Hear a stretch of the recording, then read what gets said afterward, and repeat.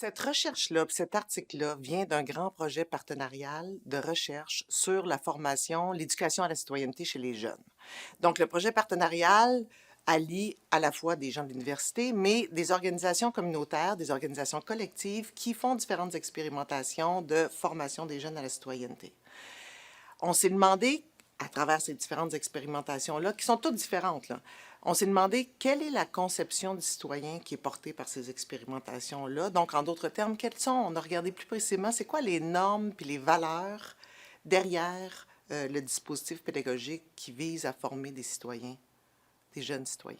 La méthodologie de la recherche dans le cadre du projet de recherche partenariale, c'est une étude multisite. Donc, on a comparé plusieurs expérimentations de formation citoyenne et c'était une ethnographie participante. Donc, il y a beaucoup de jeunes, il y a deux de nos auteurs qui sont des jeunes de maîtrise, qui sont allés suivre des formations à la citoyenneté, puis en même temps qui ont fait de l'observation participante. Donc, ce qu'ils ont regardé beaucoup, c'est quel genre d'approche pédagogique, expérientielle, de l'approche où on veut former les gens au débat, où on veut former les gens à atteindre un consensus autour de certaines valeurs. Donc, quelle forme de pédagogie, quelle théorie, quel savoir était transmis là-dedans, quel savoir-faire, quel savoir-être, quel genre d'outils on utilise en classe, ou en tout cas dans ces dispositifs-là, quel genre de relation pédagogique est établie entre le professeur et les jeunes, donc entre l'adulte et les jeunes. Et puis, bon, tout ce qui s'appelle aménagement de l'espace, etc., etc. Donc, ça a été de l'observation participante. Mais cet article-là, c'est vrai, on a regardé un des profils de l'école d'été de l'INM. Alors, l'INM, c'est une organisation, c'est l'Institut du Nouveau Monde, c'est une organisation qui cherche à favoriser la participation citoyenne démocratique. Et à chaque été, ils ont une école, l'école d'été de l'INM, qui est une école qui vise à former des citoyens. Puis dans cette école-là, il y a différents profils. Puis nous, on a regardé le profil entrepreneuriat social. Donc cet été-là, en 2017, où on a fait ce terrain-là, des principaux résultats, je voudrais te parler de deux choses. D'abord, du premier constat. Donc en regardant le dispositif pédagogique, le dispositif pédagogique était extrêmement particulier. C'est sur 3 jours, un profil. Et l'INM fait toujours faire des projets. C'est une pédagogie pragmatiste, une pédagogie expérientielle où on fait faire aux jeunes des projets. Ils sont obligés de monter des projets. Dans le profil entrepreneuriat social, c'était un projet d'entreprise, bien sûr.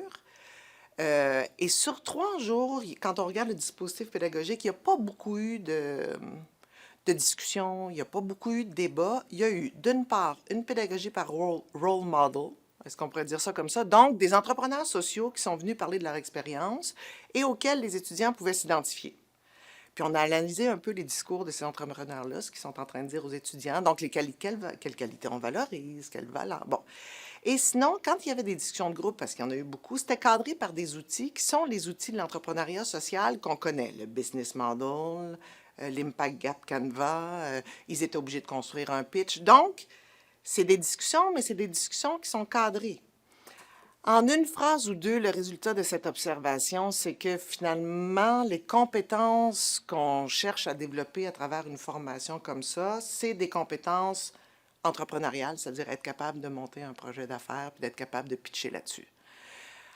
Un deuxième constat, disons que c'est des constats, là, un deuxième constat, c'est qu'il y a une insistance très grande sur l'individu entrepreneur.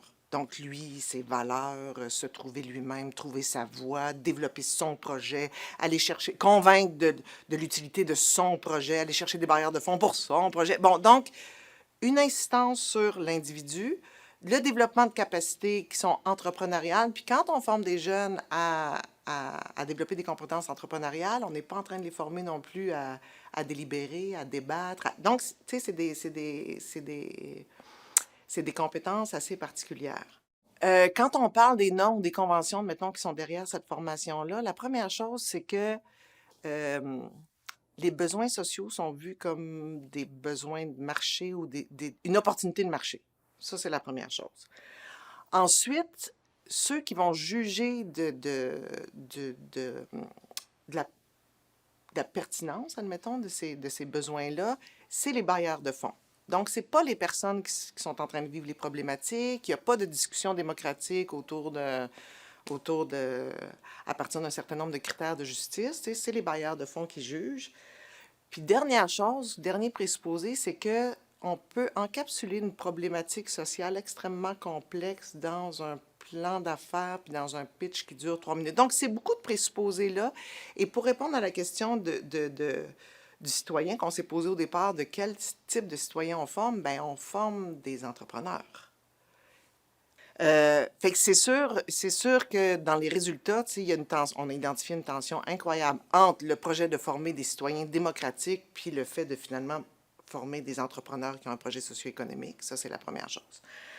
Ensuite, évidemment, à l'INM, dans le profil d'impact, on a l'ambition de créer un citoyen innovant qui va porter des solutions créatives puis tout ça, mais c'est une pédagogie qui est assez standardisante, là. On présente des role models qui vont, puis on va leur dire inspirez-vous de ces role models-là qui passent un certain nombre de valeurs. Et puis finalement, il y a une contradiction incroyable entre avoir des visées de changement social, génération d'impact qui vont changer les choses, et le fait que pendant ces 3 journées-là de formation, jamais on va discuter des finalités de l'action ou des finalités de la transformation.